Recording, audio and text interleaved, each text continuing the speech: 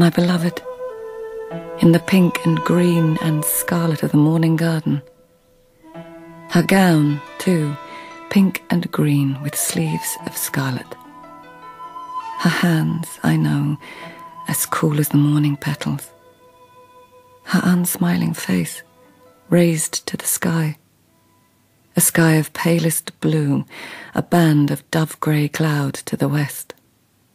My beloved, my Empress, wise and insightful, attentive and subtle. Her gaze shifting to the ground as she turns to go into the palace. Her words are my thought. Soon. We will meet again soon.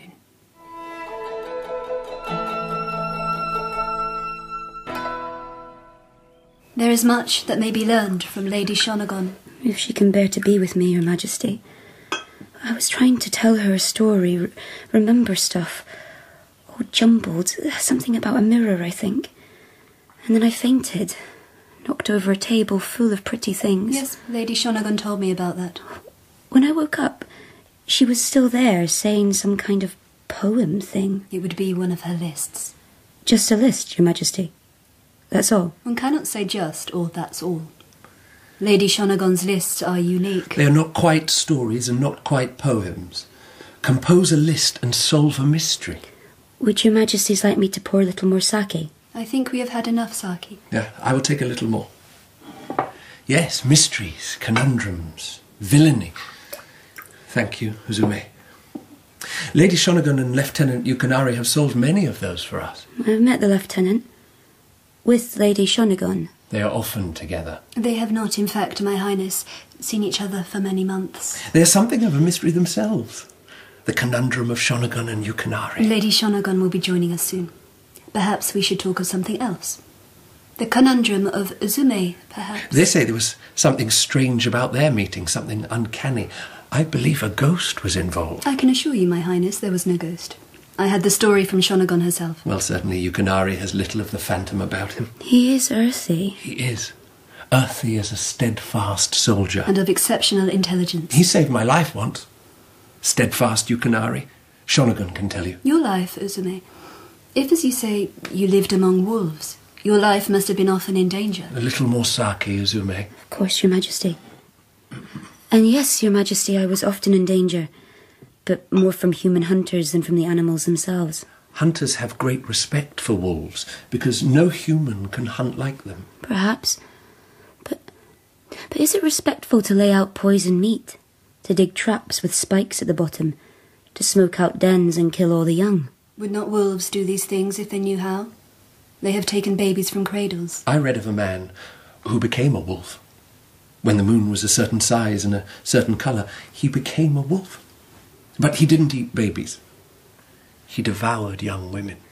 I think for a wolf to steal a baby, Your Majesty, it would have to be mad with hunger. Did you sometimes go hungry yourself, Uzume, living wild with them? I did steal food, but never a baby. Chickens, yes. You told Lady Shonagon you stole many things. Yes, Your Majesty. And you lived among nuns for a while. You learned much from them? I learned what it's like to be chained to a tree and beaten with bamboo rods. Ah, Lady Shonagon. You may rise, Shonagon. Rise and approach. Thank you, Your Majesties. It would seem I have been misled about you and Yukinari, your meeting. My Highness. Rumours of a ghost being involved have been discounted. His Majesty is teasing you, Shonagon. He knows these are private matters. But the ladies' lists are no private matter. I was telling Uzumi here about them. They are not poems, and they are not stories. They are Lady Shonagon's elegant and amusing lists. Uzume must hear one. Now, Your Majesty? Now. Shall I give you a subject? If His Majesty pleases. What shall we have? What shall we have? Yes, yes. See here. On the shoulder of Uzume's gown. An embroidered butterfly. Just one more sake, I think. Yes, Your Majesty. I have watched butterflies in flight sometimes, and it seemed almost like writing on air, almost a language. What might the creatures say to us? Others have wondered that, Your Majesty. And you can list these wonders. I can try, Your Majesty. Do so. Butterflies say, we are birth, transformation, death, Butterflies say we are, like all things, transient and wondrous. That is good and true. They say the souls of the dead are sustained in us, and we display your own living soul. If you follow us, they say, follow our winding flight, a painful worry in your mind will loosen as a knot unravels. Butterflies say we unfold like springtime. They say we are girls becoming women, women gaining the grace of ladies. Sweetly said, my Shonagon. We fly in a poet's dream. They are sweetness of a poet's lines. But we taste as bitter as a poisonous flower. I'm sorry, Lady Shonagon, Your Majesties. It was clever. Is it true? Shonagon, please continue. Butterflies say we are freedom of mind and spirit. We may lead you. Continue. We may lead you to the other world. The blissful world. Yes, Your Majesty.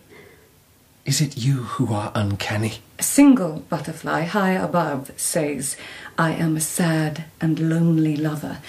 Two butterflies alighting on a flower together. We are lovers happy in marriage. Two at rest on a stone say we are unhappy lovers who have joined in a pact of suicide. Or two bad lovers who've killed each other, knives flashing like wings. Clever again. My Highness, there are matters of court procedure which Lady Shonagon and I must discuss together. So if you would excuse us... No. My Highness? Not yet. I have something to say. As my Highness pleases. Is it right that Lady Shonagon should be Azume's teacher? Who then? Would that not mean her being trained and drilled and made to conform to all our niceties, our court procedure? I confess I am not sure myself that would be wise, even possible. Oh, I'm sure it would be possible, but to her, it might be a kind of enslavement, like being chained to a tree and beaten with rods. My Highness, our gracious and courteous ways. Like a butterfly whose wings are clipped, gracious, courteous, amusing in pretty lists. Why not let her be free? Is she not free to go when she likes? Free to find her own expression, to fly in her own way. Why not let her speak in her own language? What might she say to us? Uzume? What is wrong, Uzume? Is this her own language? Is she in pain? Are you in pain? Earthquake. Let us all leave. Quietly, quickly. No. My Highness, the building shook. It was mild. The walls, the pillars. It will pass. Lady Shonagon and I will leave, My Highness. She makes no move to leave. You see, she is calm. She knows it is a mild tremor that will pass. There is no danger. How can she know? She sensed it coming. The sounds she made. Yes, like an animal, a wolf. They can sense that an earthquake is coming. They smell it in the air or feel the first far-off ripple in the ground. They simply know. She knew. Uzume knew. Earthquake, fire. Yes, they are the first to know about such things. An animal sense, but miraculous. There is nothing to fear. If there were, Uzume would be out of here as fast as a wolf. My hands and my feet are cold. There is a chill at my back, as if a ghost were behind me, gazing. Your Majesty. Smiling at me. Teishi, Teishi, there is nothing to fear. Listen, nothing. Everything is calm. Uzume? I don't feel afraid. I'm fine. How did you know the earth would shake? I didn't know. I mean that it would be an earthquake. Just that something was coming. And, Your Majesty, I'm sure there is no ghost in this room. I would know. He called her. He used her name. What do you mean? His Majesty, he addressed the Empress as he used her given name. Is that forbidden? In certain private moments, of course not, but this was not private. I was there. That girl was there. The one with the name of a goddess. And now you tell me she has the senses of a wolf and can predict an earthquake. She's a trickster. Yukinari, as I said, I was there. She whimpered like a dog, and then the earth shook. She said she knew something was coming. What is coming is rain. Do you want to go inside? Maybe something is coming. I hear it from servants and soldiers. I see it in the faces of lords and ladies. There are whispers going round this place, as if war was about to break out. You called her a trickster. So was the goddess Izume. I think it's safe to say she's not an incarnated goddess. And she's not some kind of wolf woman. Then what is she? A liar who may well be insane. But she's not the cause of the whispers.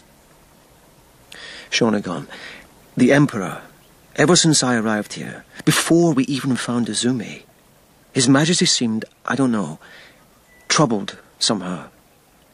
And then when I took him to the cave, which is a wonder to see, the Empress did not come with us. Her Majesty was indisposed that day, and you should not concern yourself with palace whispers, Lieutenant. The weather is turning, Shonagon, and my concern is for you.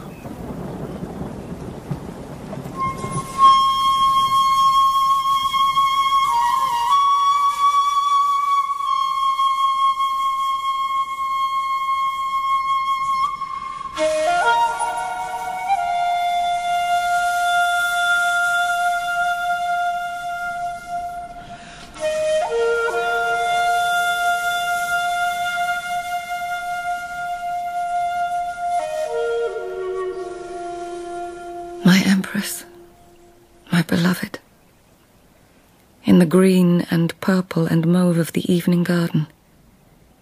Her hands, I know, as cold as the water in the pond. Her gown, shimmering pearly white, pure as moonlight. No moon above in the sky at which she gazes. Only a few pale stars, trembling as they await their turn to be engulfed by the clouds that mass and coil from the west. Swollen clouds, as black and purple as plums, their shadow racing towards us to engulf our garden. My Empress's words are my thought. Lieutenant Yukinari. This girl must be questioned by Yukinari.